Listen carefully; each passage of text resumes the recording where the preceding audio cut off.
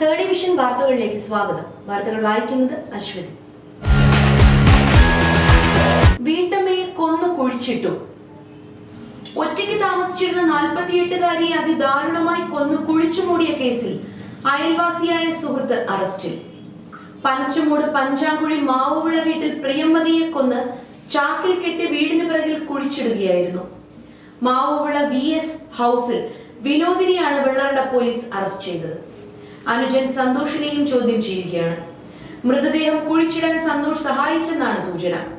സാമ്പത്തിക ഇടപാടുകളെ കുറിച്ചുള്ള തർക്കമാണ് കൊലപാതകത്തിൽ കലാശിച്ചതെന്ന് പ്രതിമൊഴി നൽകി.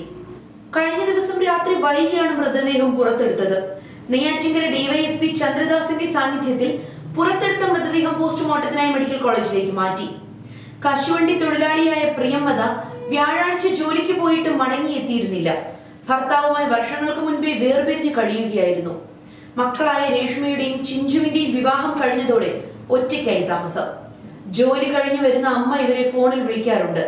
വ്യാഴാഴ്ച തിരിച്ചു വിളിച്ചിട്ടും ഫോൺ എടുത്തില്ല. വീട് പൂട്ടിയ നിലയിലായിരുന്നു. തുടർന്ന് പോലീസിൽ പരാതി നൽകി. ഒറ്റയ്ക്ക് താമസിക്കുന്ന പ്രതി വിനോദ് വ്യാഴാഴ്ചയാണ് കൊലപാതകം നടത്തിയത്. മൃതദേഹം ചാക്കിലാക്കി ശനിയാഴ്ച രാത്രി വരെ കട്ടിലിനടിയിൽ വെച്ചിരുന്നു. ആ മുറിയിൽ തന്നെയാണ് വിനോദ് ഉറങ്ങിയിരുന്നത്. ചാക്കുകെട്ട് മക്കൾ കാണാനിടയായതാണ് സംഭവം പുറത്തറിയാൻ കാരണം. വിനോദിന്റെ ഭാര്യ സിന്ധു വിദേശത്തായതിനാൽ മക്കൾ തൊട്ടടുത്ത വീട്ടിൽ മുത്തശ്ശി സരസ്വതിയോടൊപ്പമാണ് താമസം.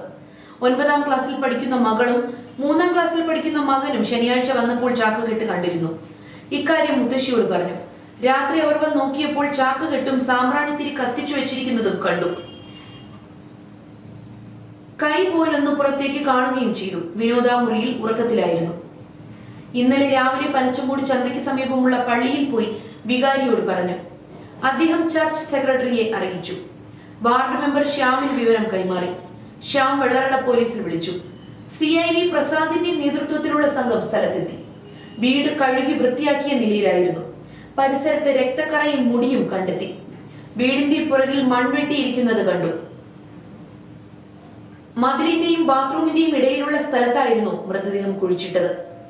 ശനിയാഴ്ച രാത്രി വീട് കഴുകണമെന്ന് പറഞ്ഞാണ് തന്നെ വിളിച്ചു വരുത്തിയതെന്നാണ് മറ്റൊരു വീട്ടിൽ താമസിക്കുന്ന അനുജൻ സന്തോഷിന്റെ മൊഴി.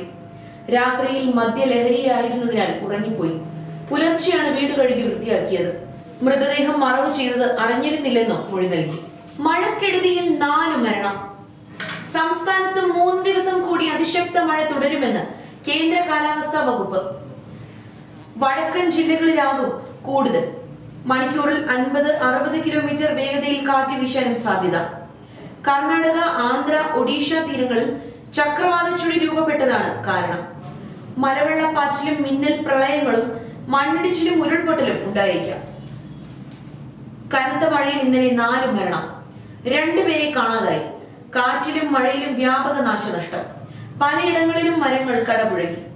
നദികൾ പലതും കരകവിഞ്ഞു. തീരദേശത്ത് കടലാക്രമണം രൂക്ഷം.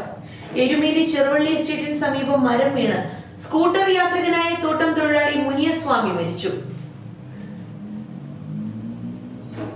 ആലപ്പുഴയിൽ കാർ കനാലിൽ വീണ് തത്തമ്പള്ളി സ്വദേശി ബിജോയ് ആന്റണിക്ക് ദാരുണാന്ത്യം. കോന്നിയിൽ ബൈക്ക് തോട്ടിൽ വീണ് കാണാതായ അതിരൂങ്കൽ സ്വദേശി പ്രവീൺ ശേഖറിന്റെ മൃതദേഹം കണ്ടെത്തി. അണ്ണൂർ അഴീക്കോട്ട് കുളത്തിൽ കുളിക്കാനിറങ്ങിയ മാട്ടൂൽ സ്വദേശി KT ഇസ്മായിലും മരിച്ചു. കൗതുകത്തിനെടുത്ത ദൃശ്യത്തിൽ പതിഞ്ഞത് വിമാന ദുരന്തം. അഹമ്മദാബാദിൽ നടന്ന വിമാന ദുരന്തത്തിന്റെ ദൃശ്യങ്ങൾ കൗതുകത്താൽ പകർത്തിയ ഒരാൾക്ക് അത് വിമാന അപകടത്തിന്റെ ദൃശ്യങ്ങളാണെന്ന് തിരിച്ചറിയാൻ കഴിഞ്ഞില്ല. പിന്നീട് വിമാനം തകർന്ന് വീഴുന്നതും ആളപായം സംഭവിക്കുന്നതും കണ്ടപ്പോഴാണ് താൻ പകർത്തിയ ദൃശ്യങ്ങൾ ദുരന്തത്തിന്റേതായിരുന്നു എന്ന് മനസ്സിലായത്. ഈ സംഭവത്തിൽ ആര്യൻ അസാരി എന്ന 12ാം ക്ലാസ്സുകാരൻ വിമാനം പറന്നുയരുന്നത് കൗതുകത്താൽ മൊബൈൽ ഫോണിൽ പകർത്തുകയായിരുന്നു. എന്നാൽ അത് വിമാനത്താവളത്തിന് സമീപമുള്ള ഒരു കെട്ടിടത്തിൽ ഇടിച്ചു തകർന്നു വീഴുന്ന ദൃശ്യങ്ങളാണെന്ന് തിരിച്ചറിയാൻ അവന് കഴിഞ്ഞില്ല. അപകടത്തിന് ശേഷം വിമാനം തകർന്നു വീണ സ്ഥലത്ത് പ്രവർത്തനങ്ങളും മറ്റും നടക്കുമ്പോൾ മാത്രമാണ് താൻ പകർത്തിയ ദൃശ്യങ്ങൾ ഒരു വിമാന അപകടത്തിന്റേതായിരുന്നു എന്ന് ആര്യൻ തിരിച്ചറിഞ്ഞത്. ദുരന്തത്തിൽ മരിച്ചവരിൽ 47 മൃതദേഹങ്ങൾ DNA ടെസ്റ്റിലൂടെ തിരിച്ചറിഞ്ഞു.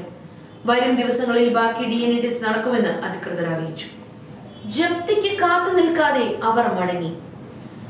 കഷ്ടപ്പെട്ട് സമ്പാദിച്ചതെല്ലാം നഷ്ടപ്പെടുന്ന വേദനയിലാണ് കരമനയിൽ ബിന്ദു സർക്കാർ കോൺട്രാക്ടറായ ഭർത്താവ് K സതീഷിനെ കൊലപ്പെടുത്തി ജീവനൊടുക്കിയത്.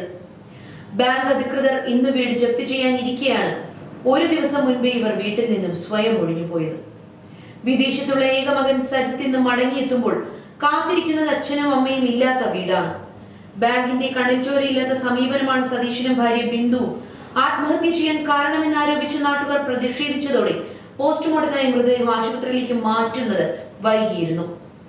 സതീഷിന്റെ ഓവർഡ്രാഫ്റ്റ് പലിശയും പിഴപ്പലിശയും ചേർന്ന് വൻ ബാധ്യതയായതോടെ യഥാസമയം അടച്ചു തീർക്കാനായിരുന്നില്ല.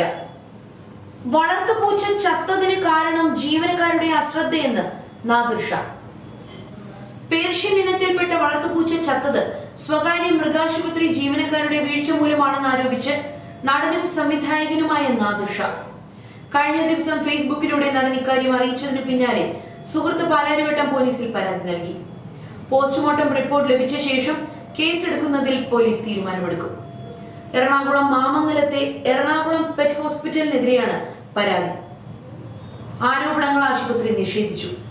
ശനിയാഴ്ച രാവിലെയാണ് നാദിർ ഷായുടെ സ്നോബൽ എന്ന പൂച്ച ചത്തത്. വെട്ടാനും കുളിപ്പിക്കാനുമായി ശനിയാഴ്ച രാവിലെ നാദിർ ഷായുടെ ഭാര്യയും മകളും ചേർന്നാണ് സ്നോബലിനെ പെറ്റ് ഹോസ്പിറ്റലിൽ എത്തിച്ചത്. യാത്രക്കാരുടെ ശ്രദ്ധയ്ക്ക്, ഭൂരിഭാഗം ബസ്സുകൾക്കും ഇൻഷുറൻസ് ഇല്ല.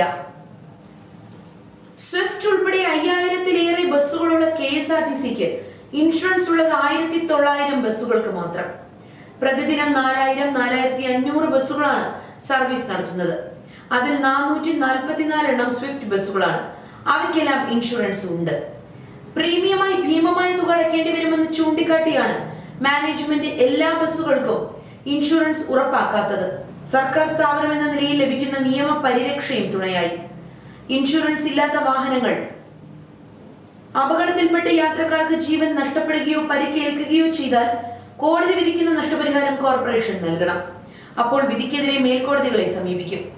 കേസ് നടത്തിപ്പിനുൾപ്പെടെ നല്ലൊരു തുക പ്രതിവർഷം ചിലവാകുന്നു. സ്കൂളിൽ ഏത്തമിടിച്ചതിനെ തുടർന്ന് അധ്യാപികയ്ക്ക് കാരണം കാണിക്കൽ നോട്ടീസ്. കോട്ടൺ ഹിൽ ഗേൾസ് സ്കൂളിൽ കുട്ടികളെ ഏത്തമിടിയിച്ച സംഭവത്തിൽ അധ്യാപികയ്ക്ക് കാരണം കാണിക്കൽ നോട്ടീസ് നൽകിയതായി മന്ത്രി വി ശിവൻകുട്ടി അറിയിച്ചു. 9ാം ക്ലാസ്സിലെ പ്രവൃത്തി പരിചയ അധ്യാപിക ദാരിഫയ്ക്കെതിരെ രക്ഷിതാക്കൾ പരാതി നൽകിയിരുന്നു. ഇക്കഴിഞ്ഞ ചൊവ്വാഴ്ച വൈകിട്ട് ദേശീയഗാനം ആലപിക്കുമ്പോൾ പുറത്തിറങ്ങിയ വിദ്യാർത്ഥികളെ അധ്യാപിക മുറിയിൽ പൂട്ടിയിട്ട് ഏത്തമിടിയിച്ചതായാണ് പരാതി. ഇത് കാരണം ചില കുട്ടികൾക്ക് സ്കൂൾ ബസ് കിട്ടിയില്ല. ബസ്സിൽ പോകാൻ ഇതേ അധ്യാപിക പണം നൽകുകയും ചെയ്തു.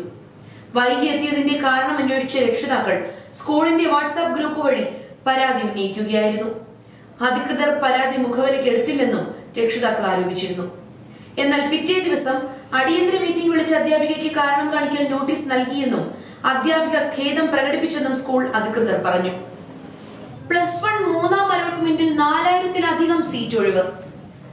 +1 മൂന്നാം അലോട്ട്മെന്റ് പ്രസിദ്ധീകരിച്ചപ്പോൾ 87,928 പേർ കൂടി സീറ്റ് ഉറപ്പിച്ചു. ഇതോടെ മെറിറ്റ് സീറ്റിലേക്കുള്ള ഏകജാലക പ്രവേശനത്തിന്റെ മുഖ്യഘട്ടത്തിൽ 3,12,908 പേർക്ക് അലോട്ട്മെന്റായി. 4,688 സീറ്റുകൾ ഒഴിവുണ്ട്. മൂന്നാം അലോട്ട്മെന്റിൽ 57,572 പേർക്ക് ഉയർന്ന ഓപ്ഷൻ ലഭിച്ചു. സ്പോർട്സ് കോട്ടയിൽ 2,889 സീറ്റും MRSകളിൽ 359 സീറ്റും ഒഴിവുണ്ട്. മൂന്നാം അലോട്ട്മെന്റിൽ നാളെ വൈകിട്ട് 5 വരെ പ്രവേശനം നേടാം. 18-ന് ക്ലാസുകൾ ആരംഭിക്കും. അലോട്ട്മെന്റ് ലഭിച്ച എല്ലാവരും ഫീസ് അടച്ച് സ്ഥിരപ്രവേശനം നേടണം. അലോട്ട്മെന്റ് ലഭിച്ചിട്ടും പ്രവേശനം നേടാത്തവരെ സപ്ലിമെന്ററി അലോട്ട്മെന്റുകളിൽ പരിഗണിക്കില്ല. ആദരാഞ്ജലികൾ. നടൻ GP രവി അന്തരിച്ചു. പഴയകാല സിനിമാ നടൻ GP രവി സിംഗപ്പൂരിൽ നിര്യാതനായി. 1960കളിൽ സിനിമാ രംഗത്ത് സജീവമായിരുന്ന രവി സ്നാപക യോഹന്നാൻ, സ്നേഹസീമ എന്നീ ചിത്രങ്ങളിൽ പ്രധാന വേഷങ്ങളിൽ അഭിനയിച്ചു. 65ഓടെ സിംഗപ്പൂരിൽ ബിസിനസ് രംഗത്തേക്ക് കടന്നു. അവിടെയും സീരിയൽ രംഗത്ത് സജീവമായിരുന്നു. കായിക ലോകം. ചെസ് ചാമ്പ്യനായി സിദ്ധാർത്ഥ്. സൗത്ത് ഇന്ത്യൻ ബാങ്ക് ട്രോഫിക്ക് വേണ്ടിയുള്ള സംസ്ഥാന ചെസ് മത്സരത്തിൽ തിരുവനന്തപുരത്തിന്റെ സിദ്ധാർത്ഥ് ശ്രീകുമാർ ചാമ്പ്യനായി. 7 റൗണ്ടിൽ നിന്ന് 6.5 പോയിന്റ് നേടിയാണ് സിദ്ധാർത്ഥ് ചാമ്പ്യനായത്. നമ്മുടെ ആരോഗ്യം നമ്മളിലൂടെ. അമരയ്ക്കയുടെ ഗുണങ്ങൾ. പച്ചക്കറികളിൽ നാരുകളും ശരീരത്തിന് ആവശ്യമായ പല പോഷകങ്ങളും അടങ്ങിയിട്ടുണ്ട്. പച്ചക്കറികളിൽ തന്നെ ബീൻസ് വർഗത്തിലൊന്നായ അമരയ്ക്ക നാം സ്ഥിരം ഉപയോഗിക്കുന്നു. വീതി കൂടിയ പച്ചനിറത്തിലെ ഇത് തോരനും മറ്റും ഉണ്ടാക്കാൻ ഉപയോഗിക്കുന്നു. ഫൈബർ സമ്പുഷ്ടമായ ഇതിൽ കാർബോഹൈഡ്രേറ്റുകൾ, ആസ്കോർബിക് എന്നിവയെല്ലാം അടങ്ങിയിട്ടുണ്ട്. മൂത്ര സംബന്ധമായ പല പ്രശ്നങ്ങൾക്കുമുള്ള നല്ലൊരു പ്രതിരോധ വഴിയാണ് അമരയ്ക്ക. കുറഞ്ഞ അളവിലെ ഗ്ലൈസമിക് ഇൻഡെക്സ് അടങ്ങിയ ഈ പച്ചക്കറി പ്രമേഹ രോഗികൾക്ക് ഏറെ നല്ലതാണ്. ഇതിലെ നാരുകൾ നല്ല ദഹനത്തിനും ഉത്തമം. ഹൃദയ സംബന്ധമായ രോഗങ്ങൾക്ക്, കരൾ രോഗികൾക്ക് എല്ലാം അമരയ്ക്ക നല്ലതാണ്. തേർഡ് വിഷന്റെ ഇന്നത്തെ വാർത്തകൾ ഇവിടെ പൂർണ്ണമാകുന്നു. നന്ദി, നമസ്കാരം.